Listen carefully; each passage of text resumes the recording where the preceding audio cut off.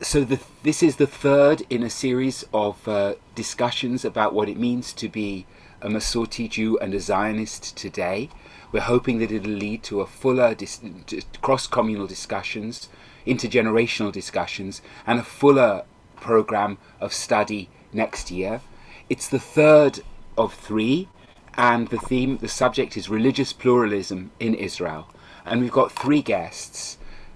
I'll mention first Dr. Sara Hirschhorn, who unfortunately, there was a bit of a mix-up about the timing differences, isn't able to be with us, and so she pre-recorded a conversation with me, with which we're going to open this session very shortly. She's a visiting professor of Israel studies at Northwestern University at the moment, but she spent time on her research in Oxford, where a number of us know her from. Her book, City on a Hilltop, looks at American Jews and the Israeli settler movement, and that's where the conversation really will begin, which we'll all hear shortly. With us also is Tammy Gottlieb. You grew up in Masorti, Israel, understand, a member of Adat Shalom Emmanuel, and are Associate Director of Communications and New Initiatives of Masorti Movement, something that arouses great curiosity, that title, the New Initiatives part of it.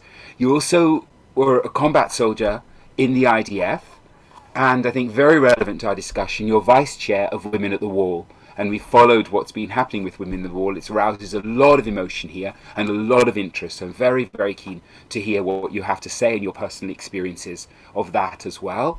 And Rabbi Joel Levy, who, friend, colleague, very, close to us. You have a congregation in Kol Nefesh here in London, but and come regularly, but are now really head of the conservative yeshiva, that highly, highly significant and essential institution of profound Torah learning in Jerusalem, the conservative yeshiva. So the plan is to listen to the interview, which, Martha, you've done a lot of work reducing it to just a quarter of an hour. And I'm going to ask you then, each of you, Tammy and Joel, to draw out some key points and add to them, and then I'll try and draw the two of you into conversation with each other. If people have questions, please put them in the chat to Matt. And Matt, in the past sessions, you've filtered, and we've had time for 3 or 4 questions at the end to our panelists. And we will finish by 7:45. So thank you to everybody, a welcome to everybody. And Martha, if you can show the interview.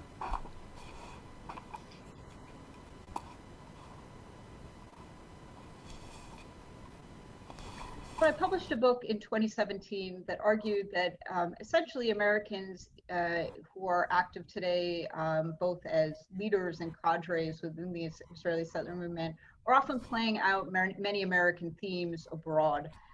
Those which you've mentioned, like pioneering and the frontier, but also what I found somewhat surprisingly was many of these immigrants had actually been involved in the left-wing politics of the 1960s and 70s, the civil rights movement and the anti-Vietnam struggle, and essentially were trying to translate their careers as activists for civil rights in the United States to a new cause that they saw over the green line of Jewish civil rights for West Bank settlers and those who wanted to settle in the whole of the land of Israel. So Messianism wasn't quite as important to them as these more secular motivating factors that they drew primarily from their American background, but also from their knowledge of Zionism in Israel. I'm sure that I'm going to be putting this to Rabbi Joel Levy to ask how he would reflect on it.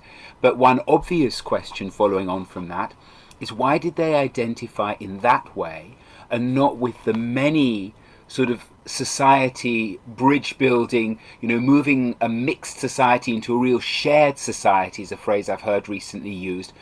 Why, if they came from a left-wing background, would they not identify with those kind of NGOs, but rather with a sense of, as it were, Jewish rights within, over the green line? So I guess I chose a particular angle on American involvement and more broadly Western immigrant involvement in political activism and religious activism in Israel. But surely we see immigrants across the political spectrum, in all kinds of causes, including those leading movements for a shared society in Israel. So I think they're well distributed across the political spectrum. So it wouldn't be the case that those American themes abroad have really, basically filled the right. They've moved into different spaces. They've moved into different spaces. There are reasons that I think the right may have been somewhat more attractive than other parts of the political spectrum that have to do in part with some of the American experience, including what we're seeing today, a new iteration of this debate about the clashes between the progressive movement and Israel, which may have driven them into the right. There were also lifestyle reasons that drew Americans to the settlements that in ways that they were not necessarily, they didn't necessarily gravitate to kibbutzim or to Israeli cities in the same way. It was very much a kind of back to the land, do-it-yourself experience, and I think that was very attractive to Americans at the time. But I think that what Americans and I think generally Western immigrants to Israel share is their backgrounds from their home countries prior to their immigration to Israel, and a desire to be change makers and leaders and bring their values to their next destination, to Israel. And that I think informs their activism in many spaces in Israel, political and religious. We're focusing particularly in this, the third session in a series which we hope will develop further in the coming year, about what it means to be a religious Zionist, a Masorti Zionist today. And so we're particularly interested in the religious pluralism within Israel. What role has religion itself played, do you think, in the settler movement since '67?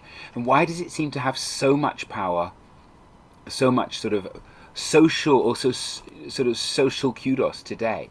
Yeah.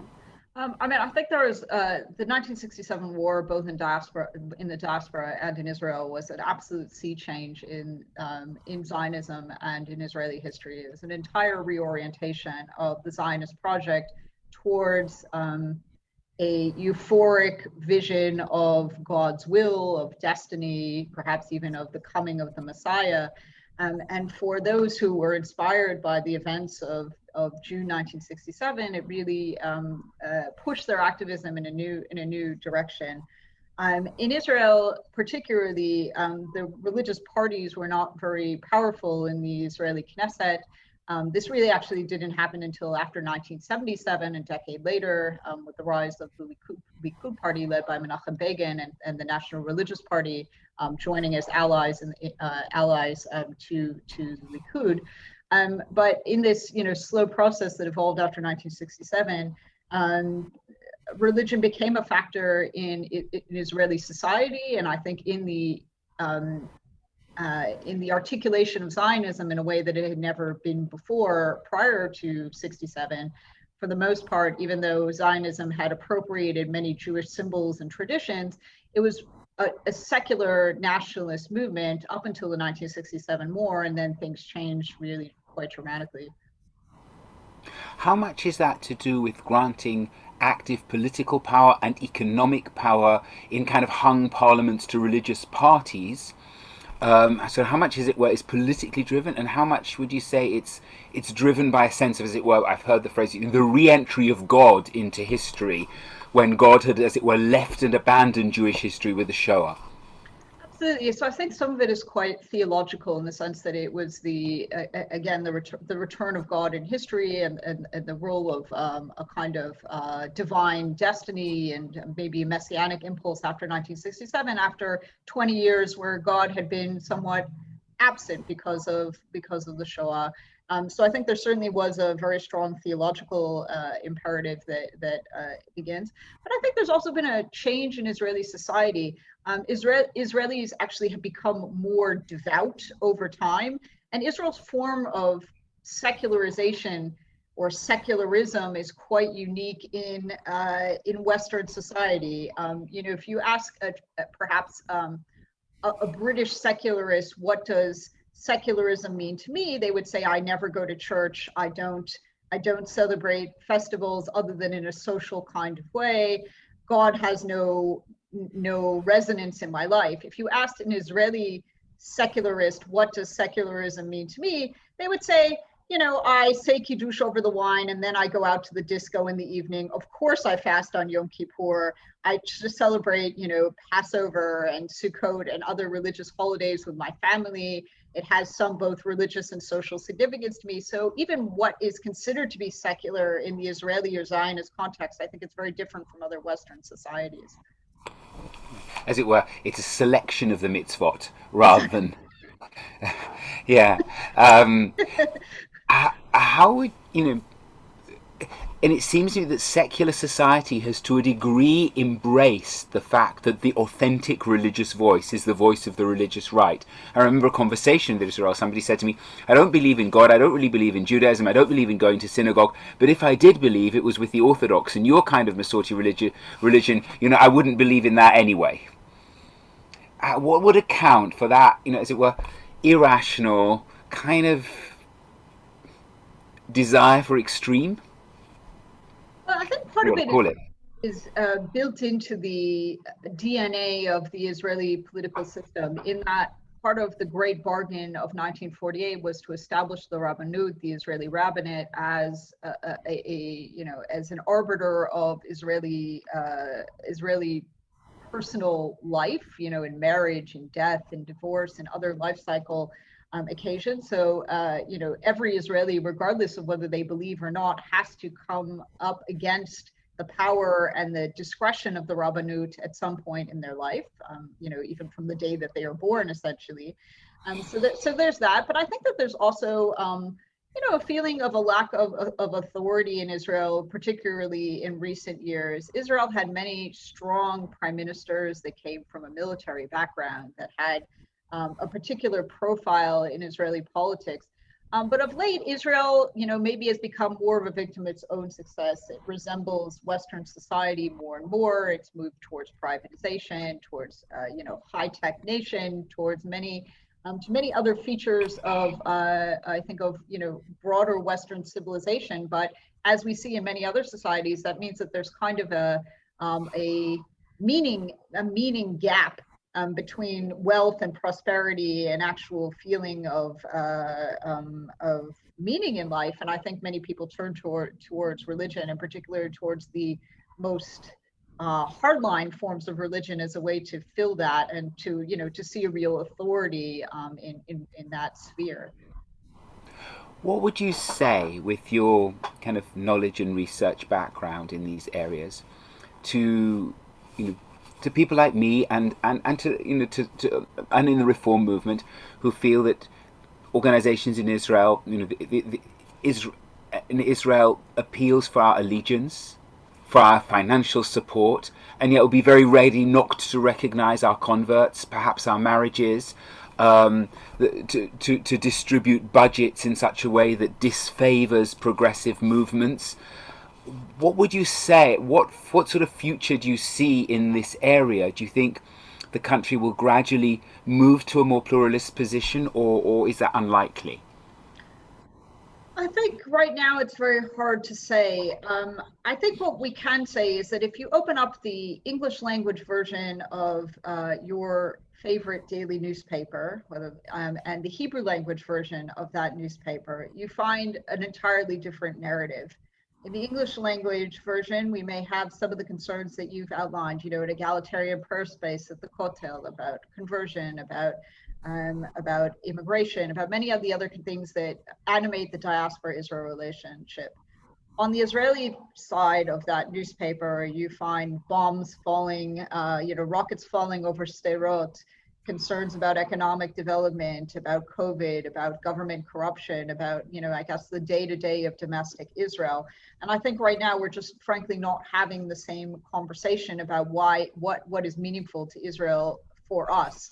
That Israelis and diaspora Jews perhaps are just on a different page about what their priorities are, and frankly, the values and vision of Zionism that they have for themselves. But I think there is some hopeful murmurs from the new government about addressing some of these concerns, and the understanding that the diaspora-Israel relationship to some extent needs to change. That I think that passive model that we've always kind of expected in the diaspora, that a Zionist is the person who pontificates from their armchair about the future of Israel, or that gives money to the first person who gives money to the second, giving money to the third person who actually goes to Israel.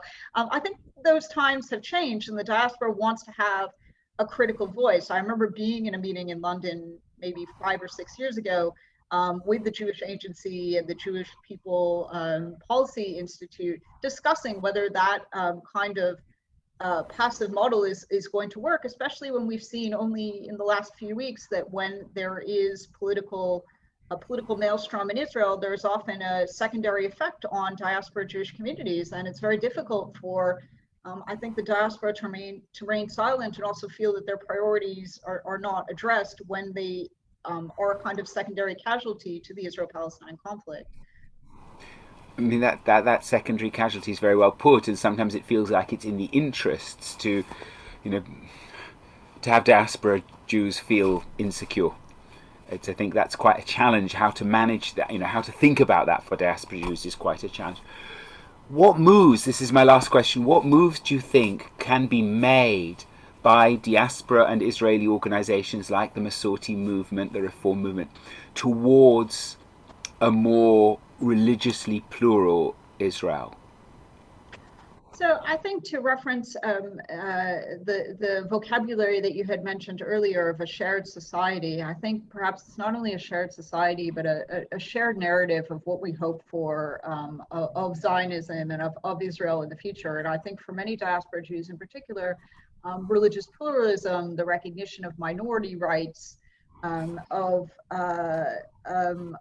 a kind of model, I think, that might even be one that has been successful in the UK, of an understanding that Israeli values might be like British values, that there's something that the project of British values, that there's something that transcends particular religious backgrounds, to form a more equal and shared vision of what Israel and Zionism could be, I think is something that I hope that Masorti Judaism will pursue of itself. And I hope that the new Israeli government and the Ministry of Diaspora Affairs and those who have investments in these issues will pursue in dialogue with diaspora communities, not necessarily with their own agendas, but in with consultation and with real dialogue with the diaspora and with stakeholders in the diaspora like Masorti UK to be able to move this agenda forward.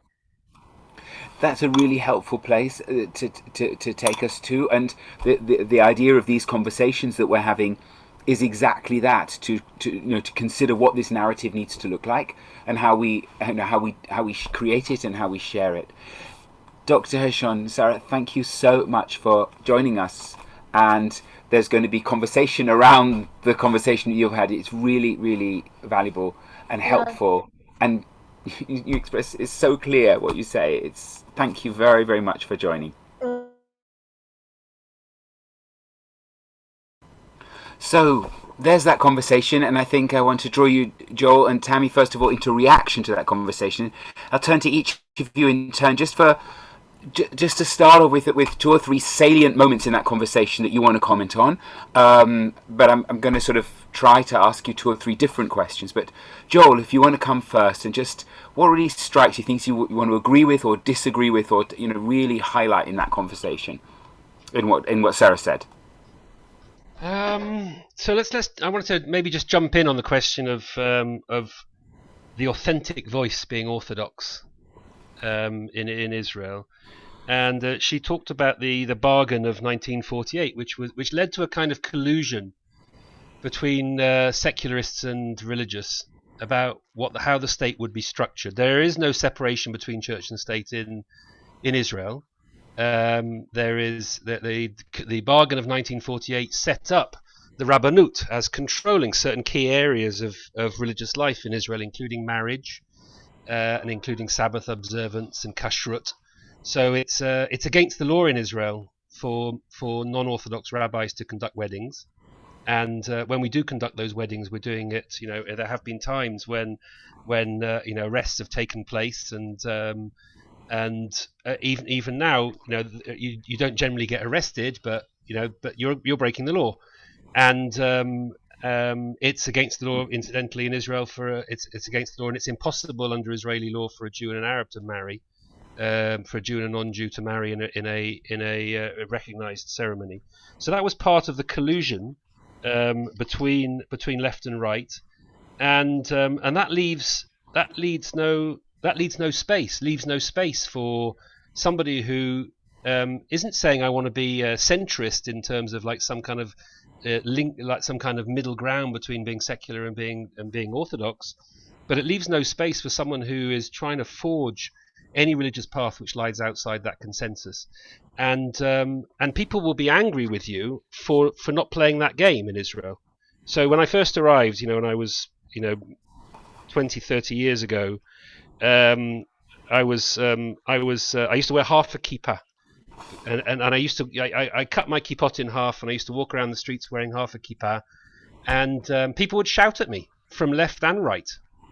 Like, secularists and religious people would shout at you and say, like, if you're going to live in our country, you have to decide.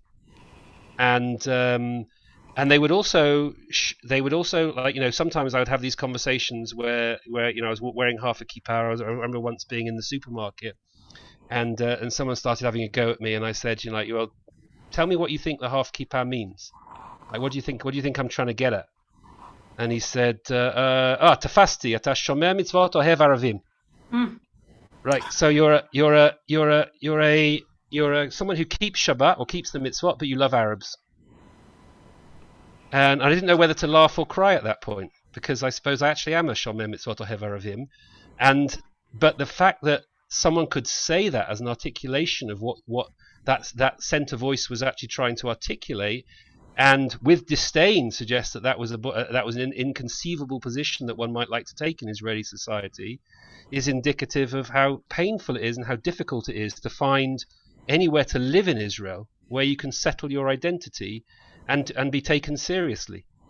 So, I mean, I was struck by this image of these activists who had been potent in the civil rights movement in the 1960s coming over in waves before in order to settle the West Bank, and to form the core of the people who were involved in the settler movement. It does often strike me that a certain proportion of Americans have some kind of freedom lobotomy on the aeroplane as they come over from America, and the Jews who have been some of the main beneficiaries of genuine religious freedom in America come over and then become willing participants, and actively promote a particular vision of what Israel should look like, which directly contravenes the world that they benefited from and grew up in when they were in North America. That's the people who come over and are involved in that kind of extreme right-wing politics. But there are many other Jews who came over, not enough possibly, and who have been the people who have founded the beginnings of the Reform and Masorti movements in Israel. And it often strikes me that the one part of the Jewish community in Israel whose voice is deemed by the Israeli public to be inauthentic is the voice of American Jewry. Like, if you hear a Moroccan accent on the street, that's kind of ethnic and authentic and real. There's like Moroccan Jews form an authentic part of Israeli society.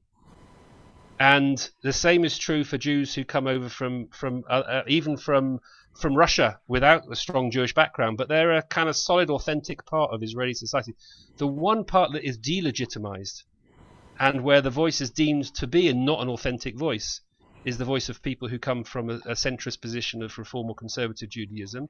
And that, I think, is a conscious attempt to avoid the bargain of dealing with the bargain of 1948, because if you have to deal with people who are saying, I'm not secular and I'm not part of the national religious community, I'm somewhere trying to forge a religious life which is deeply based in modernity and deeply based in modern values, but is also true to tradition in some way, that breaks the consensus of the deal of 1948, which is that you're basically part of one camp or t'other.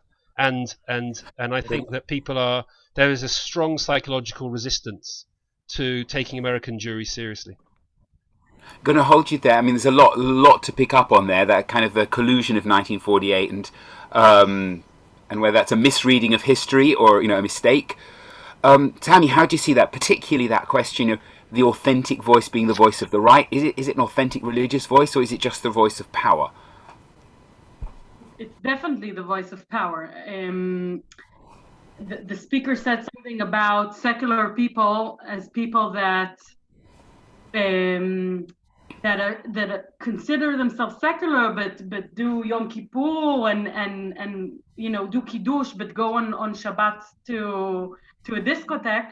And I think Dafka in the Israeli society in the last few years, as I've seen it, people are becoming more proud of their secularism, which is something we're creating a difference, a change in Israel. I think this 1948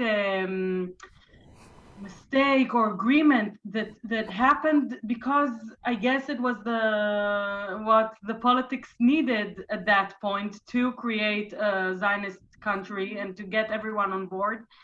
It's changing. It's very slowly changing. I grew up as a conservative Jew in Israel, as you said. My mother's from England, by the way. I know my accent isn't quite as good as yours, but I grew up of parents that came from abroad and they joined in. I grew up as a conservative Jew in Israel, but at Sabarit, conservative Jew in Israel is unique. And when I grew up, I understood how unique I am. But today, I'm not that unique. You can see more and more Israelis like me, and more Israelis that have a connection to their Jewish identity from their different Jewish perspectives. Even if it's a secular Judaism, I think this is something that changed a lot after Rabin was murdered in 95. Something about seculars saying, I can be my own kind of Jew. I can be a secular Israeli Jew. I can be a traditional Jew, not like Masorti, but like taking the beautiful things from Judaism like I like and experiencing them. And I think very, very, very slowly we're seeing a difference in the Israeli society regarding to these issues. So things that I fought for when I was a Noamnik Madricha when I was 16, which was, I'll say 20 years ago, and you'll all say, no way. 20 years ago, with Matt, he was in charge of me. So we fought for the things Rabbi Joel was talking about, and marriages. We were fighting for it, and we were the only ones telling this story. Only Noam, and maybe the reform movement, youth movements, we're the one advocating for this. And today, I don't know, I'd say 20% of Israelis don't get married through the Rabbanut. It's becoming more and more and more of an issue, obviously, because it's more people are understanding that it has so much to do with their life. And I'll say, to wrap it up, that the monopoly that the chief Rabbanut has on our Jewish lives, as every monopoly becomes corrupt, and they get too chutzpanim, they get too much chutzpah with their power, and they tend to do things that people don't like.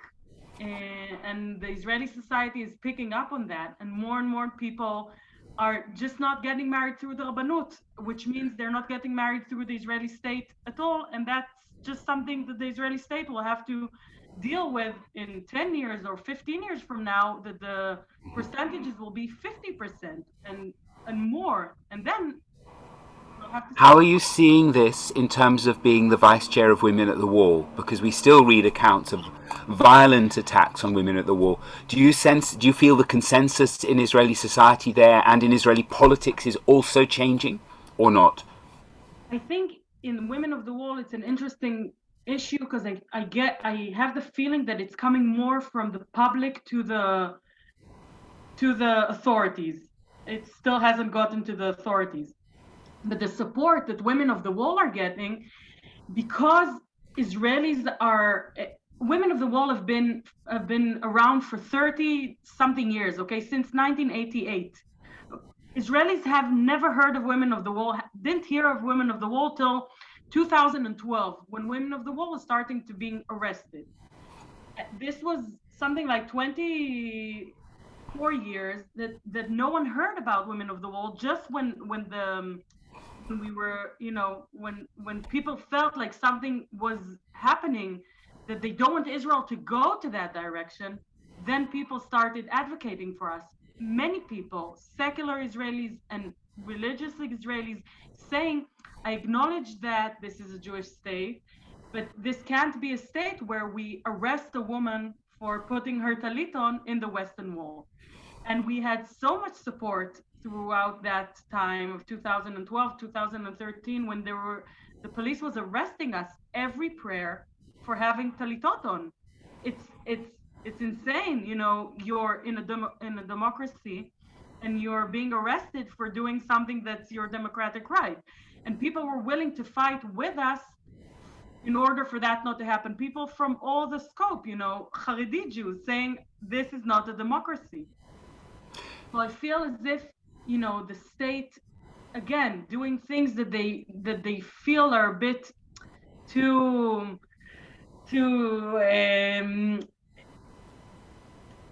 they're doing things that are making them fall in other directions. And because of us being arrested, then the court ruled that we are allowed to pray the way we want in the women's section with a talit on. So that's how you move things. I'll just finish by saying that the last big Women of the Wall issue, which was a month ago in Rosh Chodesh Tammuz, where Haredi young boys tore sidurim, our prayer books, in front of my eyes, in front of our eyes, was also something that resonated so deeply with Israelis, again, from all over, and people are demanding for this to be fixed. So hopefully by things happening, we will come to a solution. Thank you. Coming back to you, Rabbi Joel, Tammy picks on a different date from 1948, the murder of Yitzhak Rabin in 1995, as a changing point in Israeli society, and is presenting a kind of, in some respects, a more optimistic picture of the move towards pluralism because of the unwillingness of so much of Israeli society to tolerate what's effectively religious oppression. Do you sense that? I remember talking to you when we went to demonstration together from the yeshiva, saying you'd like to go to a demonstration where you didn't already know in advance everybody who'd be there. How do you see it? You're muted, Joe, still. Yeah, I think I'm less optimistic in terms of those shifts. I think the quiet, patient move that's taking place is reflected in the numbers of people who identify with liberal streams of Judaism. So you described it as, the synagogue that I don't go to, or the authentic voice of the Judaism which I don't participate in, being orthodoxy. And in recent polls, when they most identify with, the numbers have been very, very encouraging. More than 500,000 Jewish Israelis identify with. They don't come to shul because there wouldn't be enough seats for them. But the shul they don't go to is now, for a large number of Israelis, is now reform or conservative, and that's a kind of quiet shift that's taking place. I don't see Orthodox colleagues standing up to argue for a different structure for Israeli society, except very, very few people. There are very, very few Orthodox rabbis who can take a broader picture, but that's something to do with the political structure of Israel itself, which I'm pessimistic about, because of the nature of proportional representation, pure proportional representation. There isn't an attempt. The consensus emerges through coalition politics in Israel. And so there's no incentive for individual parties to appeal to tend towards the centre. They appeal towards their natural groups. unlike British society, where there's a race to the centre to see whether you can grab people from who are swing voters, there's more of a tendency in Israeli voting patterns for people to appeal to their own constituency, and then consensus emerges out of coalition politics. And is that consensus, or is it the exploitation of holding the balance? But gam for gam, yeah, that too. But it isn't that someone is looking. It isn't that, like, if you imagined a scenario where 3 million Muslims in Britain started voting for a Muslim political party, and then gaining political seats, and then saying that they would join a coalition on the basis of money being given to madrasas, which is inconceivable in British society, but utterly conceivable in Israeli society, because that's the way that you're supposed to play the game in Israeli society. And the failure of the liberal streams of Judaism, like if you talked about 500,000 people, that should be a major political representation, but there isn't, and there never will be, I think, a political party representing the voices specifically of that 500,000 Israelis who identify with liberal streams of Judaism, for all sorts of reasons, partly because they would prefer to see a separation between religion and state, partly because they don't place the question of religious pluralism number 1 on the list of priorities. It's normally number 6 on the list of priorities, and therefore not voting on that basis. But that leaves that and the relative scarcity of Jews coming from liberal democracies and staying true to what it means to become from a liberal democracy tends towards a lack of political representation in that hurly-burly of coalition forming for pluralistic Judaism. So it's somewhere down the agenda. It's somewhere down the agenda. Tammy, would you, a lack of political representation, that actually because there's no separation between religion and state in Israel, in fact these religious issues become in the end political issues, and the lack of political representation then has this kind of negative effect on the growth of religious pluralism? Would you agree with that? Would you see that differently? Do you think that's changing? I think that's definitely right. I think the whole issue is that the ultra-Orthodox parties in Israel are willing to, to have the most important thing for them is the state and religion issue in their perspectives. That's how they got the Kotel, by the way. 30 years ago, they asked for the Kotel to be in charge of the Western Wall, and they got it because it was a political game, and their public votes for them for these issues, and we have many other issues that we vote for our political leaders. That's definitely right. I can't believe I'm the optimistic one in this conversation, but I do feel like more political parties today are talking our issues. I think the Kotel agreement was spoken about by many parties in the past few elections, and then in the last one and specifically. We have, for the first time, we have 2 Knesset members. One is a Reform Rabbi, Gilad Kariv, and the other Knesset member is Alon Tal, a conservative Jew that just came in with the Kachol Lavan party. So we might not have parties that represent us, but we have in the parties, and Kachol Lavan is a very central party, and Gilad Kariv is in the Labour Party, but we now have in the coalition 2 liberal Jews, and people are, the coalition today is speaking our issues. People are speaking about, again, the Kotel, are speaking about marriages. I think the coalition that we have today, and we'll see if it holds, but because it's without the Haredim, and there's something about being without the ultra-Orthodox that is politically right in this coalition, that people are trying to speak against the monopoly of the ultra-Orthodox. The Israel Beitenu party, the Russian immigrant party, is doing a lot of that job, like trying to say that we have that we as public have been, bad things have happened to us because we gave the monopoly to the ultra-Orthodox parties. So they're talking about marriages now, they're talking about the Kotel. I'm optimistic that this is on the table. I don't know if things will change, but things are on the table, and that's something. It's great also to hear the more optimistic view from the youngest participant in this conversation. We're coming up to our last quarter of an hour, and I want to leave a little bit of time for questions. I don't think there'll be a lot of time because I want to put something back into the conversation here, which is rather different, that Sara mentioned, which is, she says, Israeli and diaspora Jews are not having the same conversation. They are basically on different pages.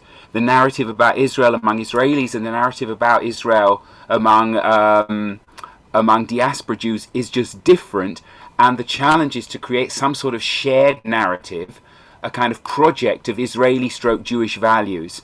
Joel, I imagine because you're backwards and forwards, you know both scenes, but it might be easier for you to comment on this. But Tammy, I'd also like to hear your views on it. I'm going to start with Rabbi Joel. So I think that sounds very interesting and challenging. There has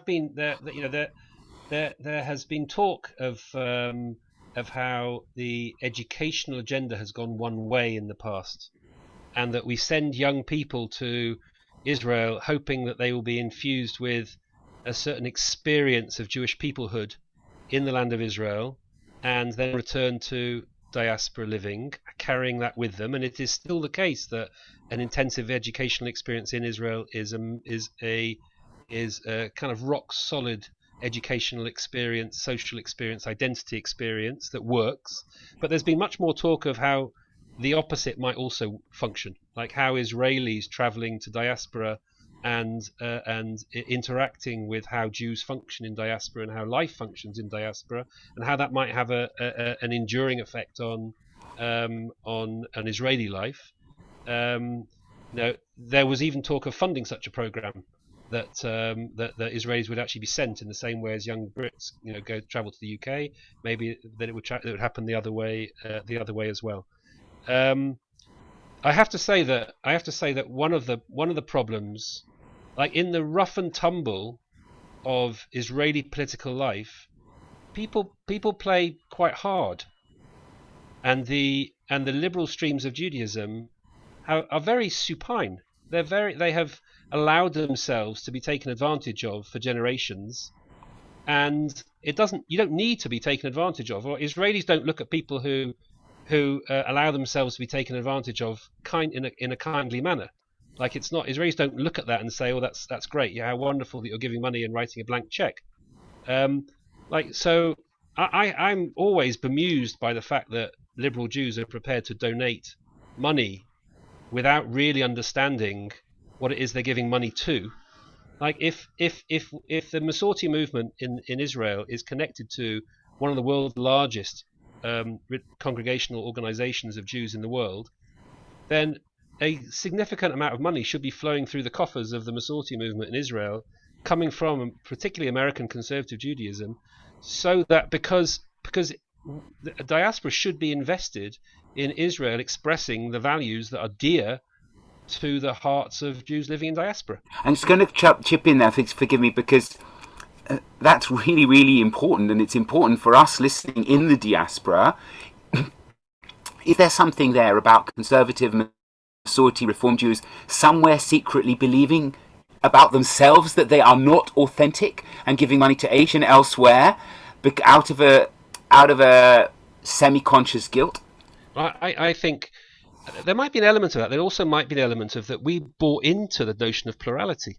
We bought into the notion that supporting the collective effort of the Jewish people in the state of Israel was the great national effort of the Jewish people in the 20th and 21st century, and that it was the bringing together of people in a way that would transcend boundaries, and that we kind of bought that in a kind of fluffy way.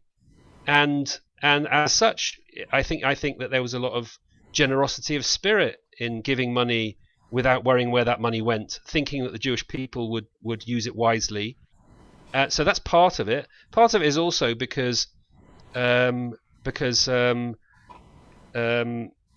a sense that you're you're trying to support the state of Israel, which is a guarantor of Jewish survival, and let's give it to the people who then will guarantee Jewish survival in the state of Israel. And there weren't really avenues to donate to streams of Judaism that maybe whose values you identified more with. But I have to say, I think that Israel could become a place that was untenable for liberal streams of Judaism. It could become a place that I couldn't live. I mean, we do discuss at home at what point would the kinds of hostility that expressed towards liberal streams of Judaism tip over into something that was unlivable with, and the de jure plurality of religious life in Israel means that liberal streams of Judaism are tolerated, but it's very hard to be a liberal Jew in Israel. Even things like getting a building to run a shul out of is a struggle, and it's been extremely painful to watch in my local community, Orthodox shuls spring up around us, funded by the state, and for us to have to scrape to get together a building to be able to daven. So there is institutional, structural discrimination against liberal streams of Judaism, and it means something that the Jews who we convert and you convert in the Beit Din in London will find difficulty coming to this state. It's built into the fabric of Israel. There's an Orthodox monopoly on those things, so it might become self-defeating to buy into that notion of plurality and to give money generously to Israeli charities, and not to think that actually, if I want Israel to look a certain way, then I should actually invest in that and make sure that the money I put into Israel goes to the building in Israel that will actually tolerate me and allow me to have a place there, and my family and the Judaism I care about to have a place. So that's, I think, that should guide all the fundraising that our communities do. If I could put in my own word about that, I've heard somebody say, how can you raise money from people who disagree with your kind of very right-wing philosophy? Said, well, I can declare the chicken unkosher, but I can still pluck its feathers. Tammy, the comment there that Joel just made, people play hard in Israel, the liberal streams have been largely supine. That's not where you are. That's not who you are. Would you comment on that? Do you think that's changing? Do you think, Alon Tal, the two MKs, will this change? Look, it's changing because of a lot of hard work of the people that created the movements in Israel.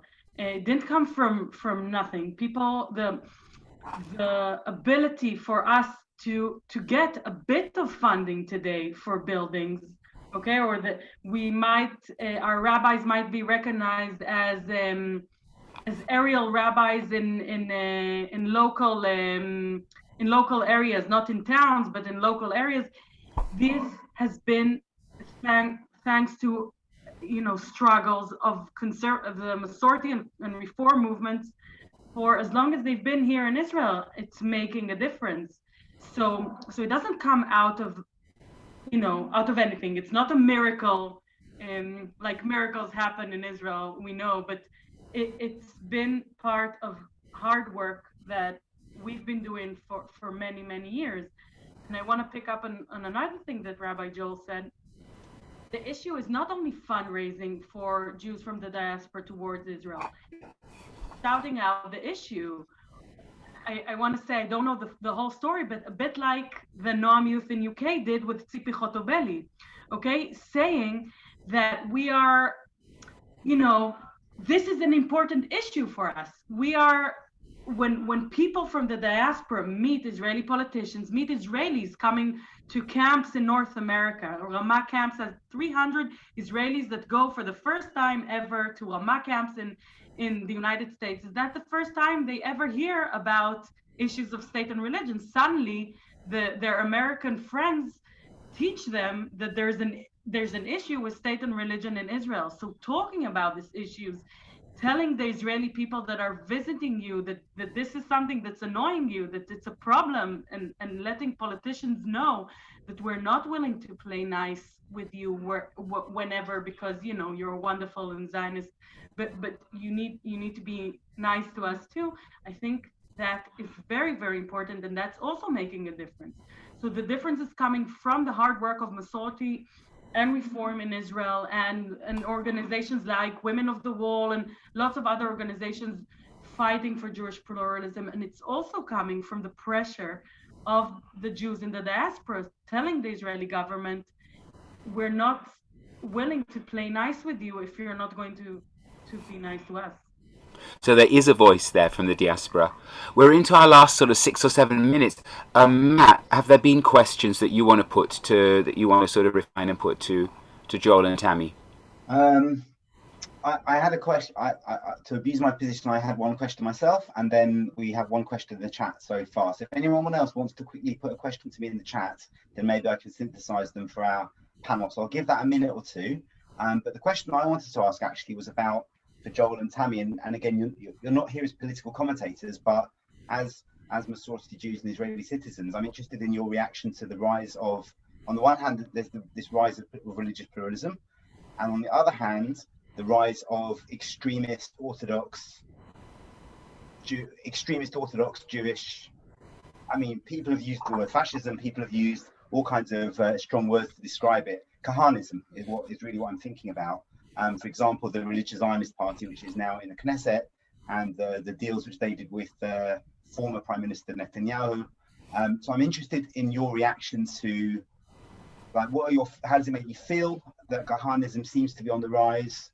What are your reactions to it? And do you think there's any connection between that and the issues of religious pluralism we've been talking about? And I'm sorry that Sara can't answer the question, because she would be the best person to ask again. Just a minute or two each on those. We'll try and get one or two more questions as well. Tammy? Yeah, so I will say it scares me very much. I feel sick to my stomach that these people are sitting in our Knesset. Thank God they're not in the government. I think it has a lot to do with, because there's change being made, and we're becoming more, liberalism is becoming more okay, then people opposing it are becoming more vocal. It's funny, I think with Women of the Wall as an example, before elections, our prayers have been the most dramatic, okay, with the most opposing people.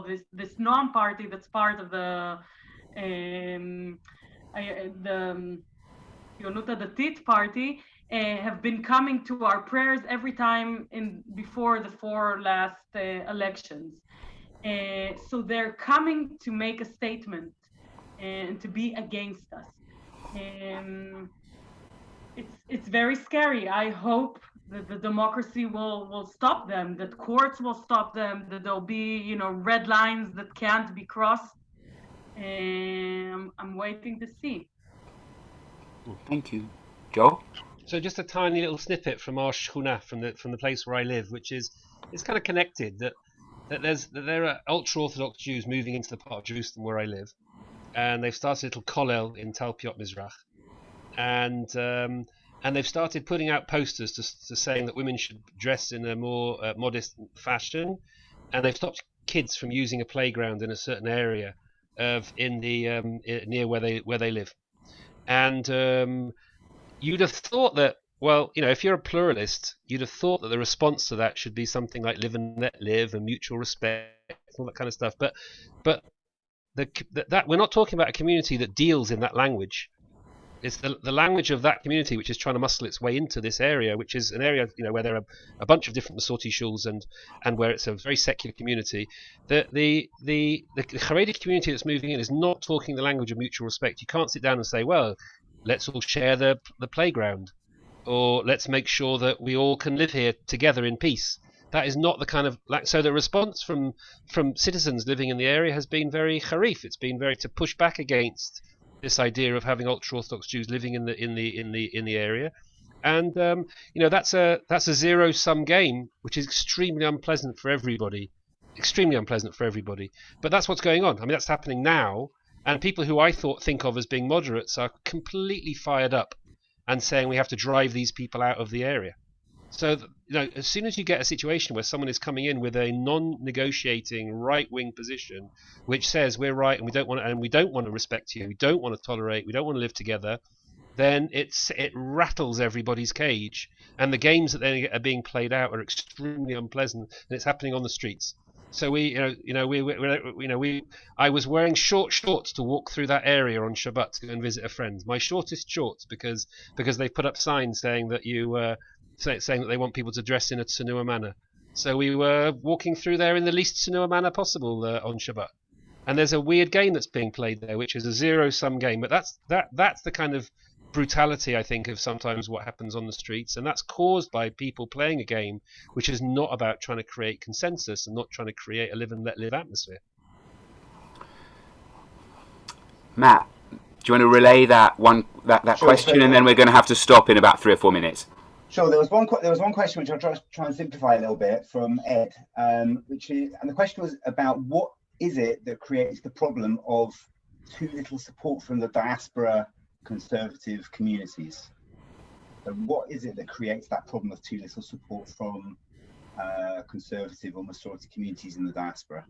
And I guess I'm going to add what can be done about that. Tammy, do you have thoughts on that one? I think I feel like we talked about it. Like we need to stick together. We are each other's partners, and of course we want you all to be, to like Israel and to be Zionist, but it's important for us to stick together and for you to talk our issues and for us to talk your issues and help each other in that way. Absolutely. Joel, last word in this conversation. So I studied in a yeshiva on the West Bank in the 90s, and there was a very, very clear articulation of what it meant to be a religious Zionist that was articulated in that institution. It's not one that I agreed with, but it was a clearly articulated vision.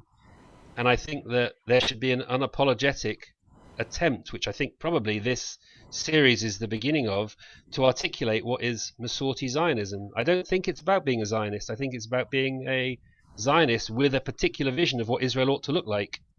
So that's a different beast. I don't think we should be teaching people to be Zionists. I think we should be teaching people to be Masorti Zionists, which means we have Israel is the most significant Jewish collective, and it's going to be, God willing, going forwards, unless we completely screw it up. But as the most significant Jewish collective, it really matters what we create in terms of religious plurality. So our vision and our sense of what it means to be a religious Zionist has to be tied up to that vision, to articulate in clear terms, and then we need to work towards that. And that also means aliyah. It also means making aliyah with an ideological aliyah. Not I'm coming to live in Israel because I want to build a house here and have a nice time and hang out in the sun. But I want to come to Israel because I want to be involved in building a particular type of Jewish collective, which I have a vision of what that might look like. And that's going to be horrible because it's going to be working towards something that doesn't exist. So that's a fight. It means coming and being prepared to get your hands dirty. I didn't come to live in Israel because I like it here. I came to live in Israel because I don't like it here. That's why I have to. If it was nice, if it was great, I wouldn't live here. Like if Israel was the kind of place I wanted to live, there'd be no point in being here. I could go and live somewhere nice like Wales or somewhere like that. You like it a bit. You like it a bit, don't you? I like it enough to be here and to be like I do like it. I love it. I love Israel and I love Israelis and I love the collective and I love my life here. It's not that I'm not trying to put it down, but I think that you come with a vision of what it actually means to create the Jewish collective that we dream of, and it isn't what we currently have. But that's not a reason to run away. That's a reason to come. So and the real problem of the real reason why we got ourselves into the mess with the collusion that took place in 1948 was that American Jewry wasn't at the table in Israel. Like the diaspora Jewry came, and American Jewry, which was the bulk of Jewry, didn't come. Now, of course they didn't come because America's nice. Like no one makes aliyah in numbers from countries that are nice. People generally, there has to be a push factor and a pull factor. And there's never been mass immigration to Israel from countries that are doing great.